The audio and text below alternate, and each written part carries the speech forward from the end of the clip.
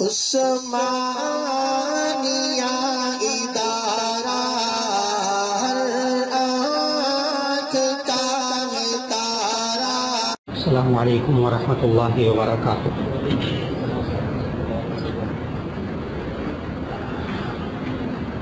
نحمده ونصلي على رسوله الكريم،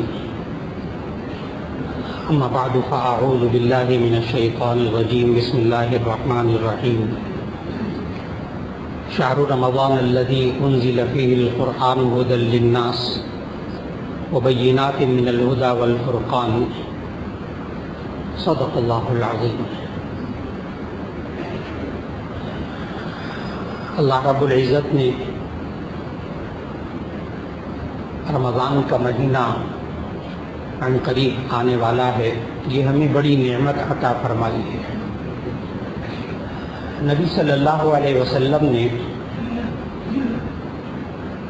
وہ معاشرہ جو کہ خیر القرون کہلایا، تمام زمانوں میں سے بہترین زمانہ کہلایا، اس کو تعمیر کرنے کے لیے، اس میں افراد کے کردار کو بنانے کے لیے، وہاں کے ماحول کو بنانے کے لیے نبی صلی اللہ علیہ وسلم نے کچھ چیزوں کو اس معاشرے میں سے نکالا اور کچھ چیزوں کو اس معاشرے میں سے سجایا۔ ان میں سے ایک اہم بات یہ ہے کہ اس معاشرے کے افراد میں سے بری عادتوں کو نکالا اور اچھی عادتوں کو سجایا۔ عادات کی تبدیلی، عادات کی تبدیلی، یہ نبی صلی اللہ علیہ وسلم نے اس معاشرے میں قائم فرمایا۔ ان لوگوں کو بڑے بڑے گناہوں کی عادت پڑی ہوئی تھی، دوسروں کا حق مارنے کی عادت پڑی ہوئی تھی، سود کھانے کی عادت پڑی ہوئی تھی، شراب پینے کی عادت پڑی ہوئی تھی، جوا کھیلنے کی عادت پڑی ہوئی تھی، اور جو دنیا بھر کی برائیاں ہیں ان کی عادتیں اس معاشرے کے افراد کے اندر موجود تھیں۔ نبی صلی اللہ علیہ وسلم نے ان کی عادتوں کو کیسے تبدیل کیا؟ سب سے پہلی بات کہ رمضان کے روزوں کے ذریعے نبی صلی اللہ علیہ وسلم نے ان افراد کی عادتوں کو تبدیل کیا۔ نبی صلی اللہ علیہ وسلم رمضان مبارک کے آنے سے پہلے باقاعدہ صحابہ کرام رضوان اللہ علیہ مجمعین کو بریفنگ دیا کرتے تھے، ان کو آگاہی دیا کرتے تھے، کون سا مہینہ آنے والا ہے، اس میں آپ نے کیا کام کرنے ہیں، وہ ہے کیا مہینہ۔ آنے سے پہلے نبی صلی اللہ علیہ وسلم ذہن سازی فرماتے تھے، اور یہ نبی صلی اللہ علیہ وسلم دین کے ہر کام کے بارے میں ذہن سازی فرماتے تھے۔ پہلے جہاد میں روانہ کرتے تھے تو ذہن سازی بناتے تھے، شادی بیاہ کا وقت آتا تھا تو پہلے سے ذہن سازی فرماتے تھے۔ بالکل اسی طرح رمضان کا مہینہ جب آنے لگتا تھا تو نبی صلی اللہ علیہ وسلم نے باقاعدہ جمع کر کے صحابہ کرام رضوان اللہ علیہ مجمعین کو تو خطبہ ارشاد فرماتے تھے، ایک لیکچر دیتے تھے، اس میں سمجھاتے تھے۔ چنانچہ ایک خطبہ نبی صلی اللہ علیہ وسلم کا حدیث کی کتاب بیہقی میں موجود ہے، وہ پورا خطبہ موجود ہے، اور حضرت سلمان فارسی رضی اللہ تعالی عنہ سے وہ منقول ہے کہ نبی صلی اللہ علیہ وسلم نے رمضان آنے سے پہلے یہ خطبہ ارشاد فرمایا، یا ایھا الناس قد اظلکم شہر عظیم مبارک، اے لوگوں تمہارے اوپر ایک مہینہ سایہ کرنے والا ہے جو بڑی عظمت والا ہے، بڑا مبارک ہے۔ شہر اولہ رحمت واوسطہ مغفرۃ وآخرہ عتق من النار، یہ مہینہ ایسا ہے جس کا پہلا حصہ رحمت کا ہے، دوسرا حصہ مغفرت کا ہے، اور تیسرا عشرہ جہنم کی آگ سے آزادی کا ہے۔ پھر اس خطبے میں نبی صلی اللہ علیہ وسلم نے فرمایا کہ وہ شہر الصبر، شہر المواسات، یہ صبر کا مہینہ ہے، یہ مواسات غم خاری کا مہینہ ہے۔ پھر اس خطبے میں لوگوں کو ترغیب دی کہ آپ فرض کام بھی ادا کریں اور جو نفلی کام ہے وہ بھی زیادہ سے زیادہ ادا کریں۔ اس سے ہمیں یہ بات سمجھ میں آئے گی کہ ہم رمضان المبارک کو کیسے گزاریں،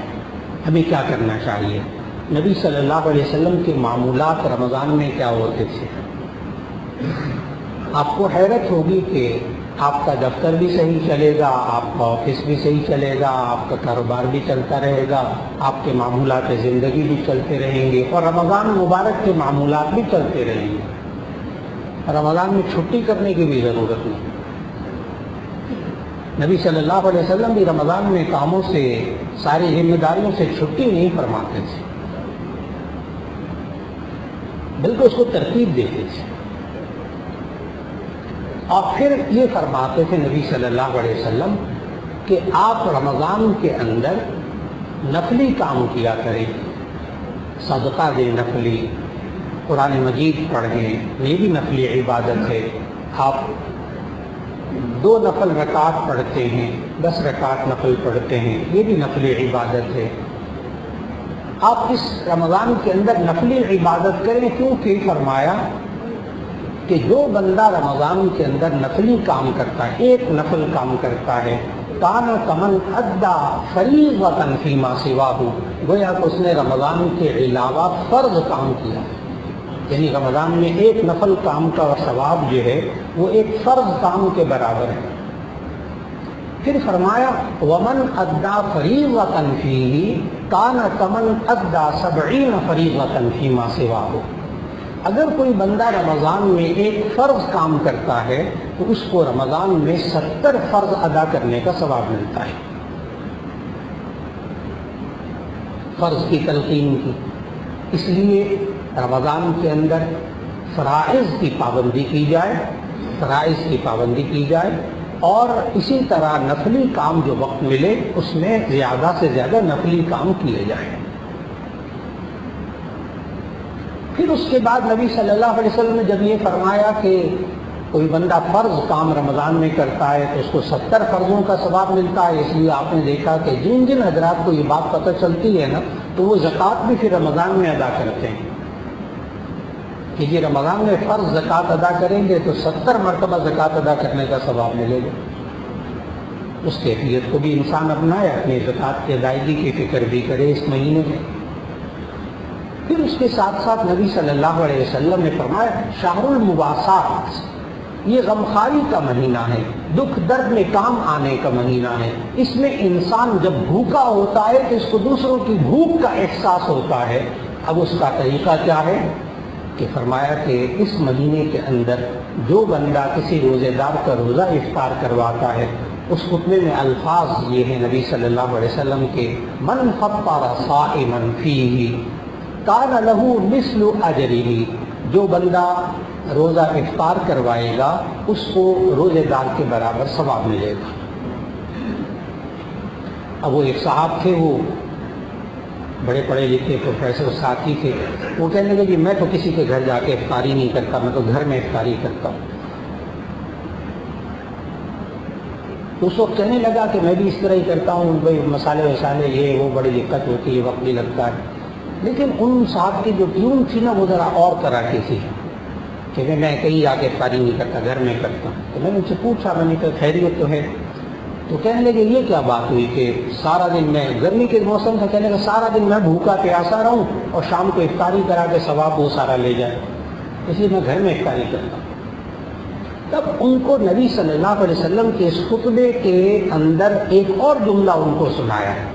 اسی جملے کے بعد نبی صلی اللہ علیہ وسلم نے فرمایا من فطر صائما فیہ کان لہ مثل اجرہ، جو بندہ کسی کا روزہ افطار کرواتا ہے اس کو روزے دار کے برابر ثواب ملتا ہے، من غیر ان ينتقص من اجرہ شیء، اس روزے دار کے ثواب میں کمی کیے بغیر۔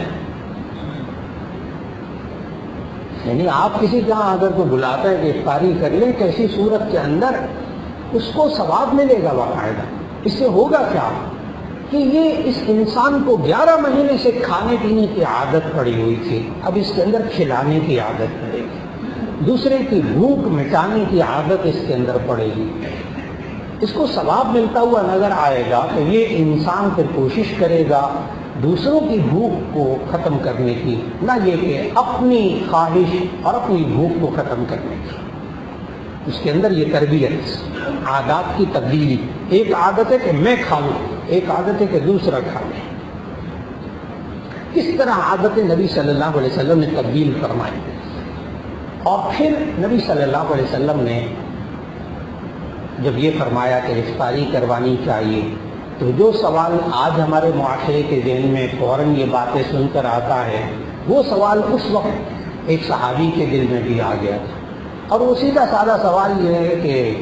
اب اتنی مہنگائی کا دور ہے، بندہ خود افطاری کرے کہ دوسروں کو افطاری کروائے؟ اتنی مہنگائی کے دور میں کیسے کرے؟ تو یہ مہنگائی کا مسئلہ صرف آج کے دور کا نہیں ہے، اس وقت صحابی نے بھی سوال کر دیا تھا اسی خطبے کے بعد نبی صلی اللہ علیہ وسلم سے، یا رسول اللہ لیس کلنا نجد ما یفطر به الصائم، یا رسول اللہ صلی اللہ علیہ وسلم ہم میں سے ہر ایک تو اتنا نہیں مال پاتا کہ لوگوں روزے داروں کا روزہ افطار کروائے، ہم میں سے ہر ایک کے پاس اتنی گنجائش نہیں ہے۔ اس پر نبی صلی اللہ علیہ وسلم نے فرمایا، من فطر صائما بشربۃ من ماء، اگر کوئی ایک گھونٹ پانی پلا کر بھی افطاری کروائے گا، ایک کھجور بھی کھلا دے گا، تو ایسی صورت میں اس کو پھر بھی ثواب اسی جگہ ملے گا۔ تو روزہ کھلوانے کا تعلق افطاری کے مہنگائی کے ساتھ نہیں ہے، ایک کھجور بھی دوسرے کو کھلا دی جائے تو اس سے، اب دیکھیے گا عادات کی تبدیلی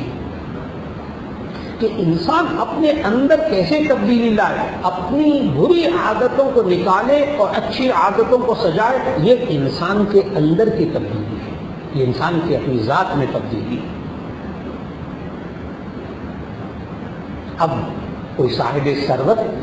کوئی مالدار شخص، اس کے ذہن میں یہ نہ آ جائے کہ جی پھر بس ٹھیک ہے، مولانا صاحب نے جمعے کے خطبے میں بتا دیا تھا، لہذا یہ افطاریاں لمبی چوڑی اور یہ کھانا وانا یہ سب ختم کریں، بس صرف ایک کھجور اور ایک شربت کا گلاس، ایک پانی کا گلاس بس کافی ہے افطار کروانے کے لیے۔ تو اگر کسی کے ذہن میں یہ والی بات آ جائے تو فوراً اس خطبے کے آخری ایک اور جملے کو بھی سمجھنا ہوگا کہ نبی صلی اللہ علیہ وسلم نے پھر اس سوال کا بھی جواب دیا کہ اگر کوئی آدمی صاحب حیثیت ہے اور وہ کھلا سکتا ہے افطاری، تو پھر اس کے لیے کیا اجر ہے؟ نبی صلی اللہ علیہ وسلم نے اس خطبے میں ارشاد فرمایا، من اشبع صائما، جو شخص روزے دار کو پیٹ بھر کر کھانا کھلائے، وہ میرے پاس حوض کوثر پر آئے گا اور میں اس کو حوض کوثر سے پانی پلاؤں گا۔ یہ میدان حشر کا موقع ہے، ابھی جنت میں نہیں بتا گیا، ابھی میدان حشر میں۔ تو یہ بندہ اس وقت میرے پاس آئے گا جو روزے دار، من اشبع صائما یرید علی الحوض، جو بندہ پیٹ بھر کر روزے دار کو کھانا کھلائے گا تو قیامت کے دن وہ میرے حوض کوثر پر آئے گا، میں اس کو پانی پلاؤں گا۔ اور پھر آگے جملہ سننے والا ہے، لم یظمأ حتی یدخل الجنہ، جب وہ ایک دفعہ حوض کوثر کا پانی پی لے گا نا، پھر وہ جنت میں داخل ہونے تک اس کو پیاس نہیں لگے گی۔ اب وہ پیٹ بھر کر کھانا کھلانے کی بھی فضیلت فرما دی۔ پھر نبی صلی اللہ علیہ وسلم نے ایک اور جملہ، جو حضرات ایسے ہی ماشاءاللہ تشریف فرما ہیں، ان کے ماتحت کام کرنے والے بہت سارے ہیں، ورکر ہیں، آفس میں ہیں، کام کاج کرنے والے ہیں، گھر میں کام کرنے والے ہیں، نبی صلی اللہ علیہ وسلم نے اس خطبے کے آخر میں ایک جملہ اور ارشاد فرمایا کہ من خفف عن مملوکہ خفف اللہ عنہ یوم القیامہ، او کما قال علیہ الصلوۃ والسلام، کہ جو بندہ اپنے خادم، اپنے ملازم کے کام کی رمضان کے اندر تخفیف کر دے گا، کس نے روزہ رکھا ہوا ہے اب اس سے مشقت والے کام نہ لوں، خفف اللہ عنہ یوم القیامہ، اللہ تعالیٰ قیامت کے دن اس کے گناہوں کو ہلکا کر دے۔ لیکن اس کا یہ مطلب بھی نہیں کہ وہ ملازمین بھی شروع ہو جائیں کہ روزہ رکھا ہوا میں کوئی کام نہیں کرنا، یہ مزاج نہیں نہ ہو،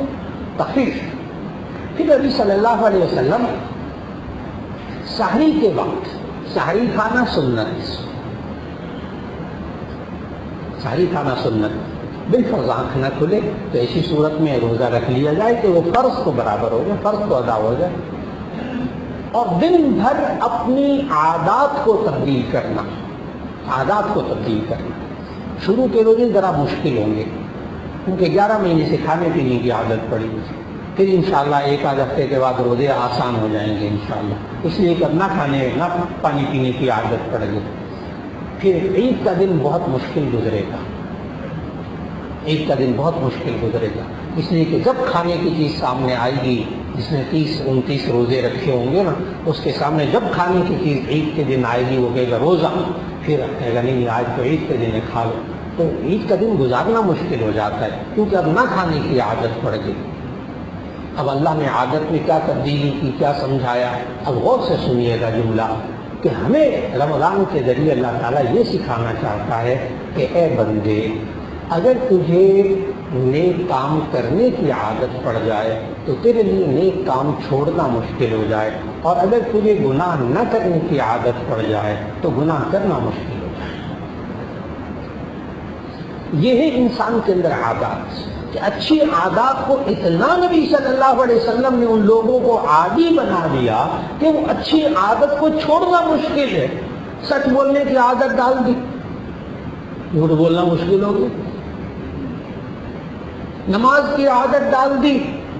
تو اور گناہ جتنے تھے وہ سب چھوٹ گئے، اور جب گناہ چھوٹ گئے تو وہ گناہ کرنے مشکل ہو گئے ان لوگوں۔ یہ اللہ تعالیٰ نے رمضان کے اندر عادات کی تبدیلی، اور ایک گزارش اور رمضان سے پہلے جو نبی صلی اللہ علیہ وسلم نے فرمائی، سمجھاتے تھے نبی صلی اللہ علیہ وسلم کہ رمضان کے روزے فرض ہیں ہر مسلمان پر، عاقل پر، بالغ پر، مسلمان پر، عاقل پر، عاقل جو مجنون نہ ہو، پاگل نہ ہو، شیزوفرینیا وغیرہ کا مریض نہ ہو، اللہ تعالیٰ سب کو محفوظ فرمائے ہر طرح کی بیماری سے، اس پر روزہ فرض ہوتا ہے۔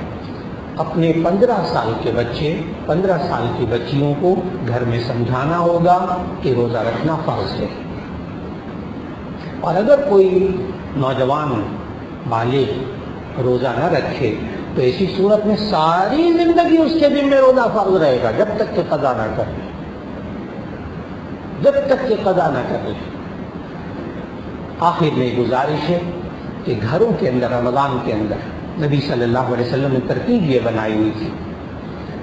کہ گھروں کے اندر رمضان کے اندر رمضان کا ماحول بنایا جائے،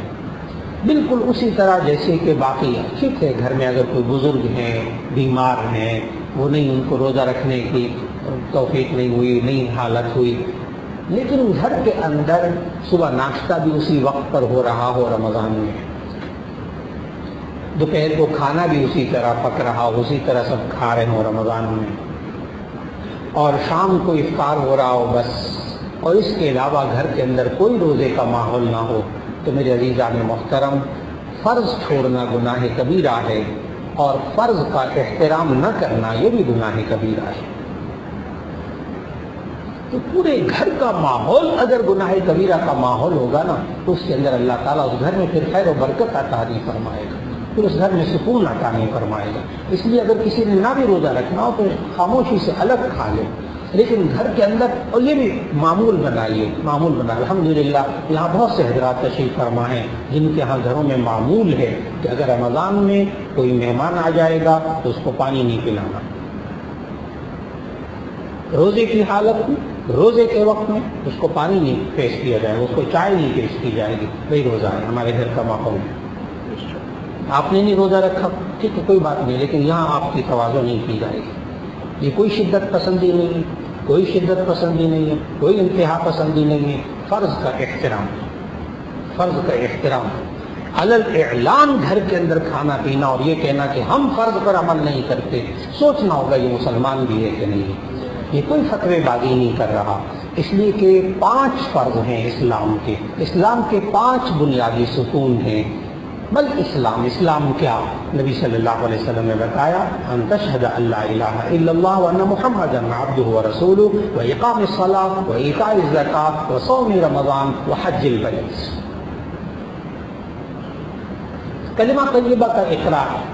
نماز، روزہ، زکوٰۃ، حج، یہ 5 فرض ہیں اسلام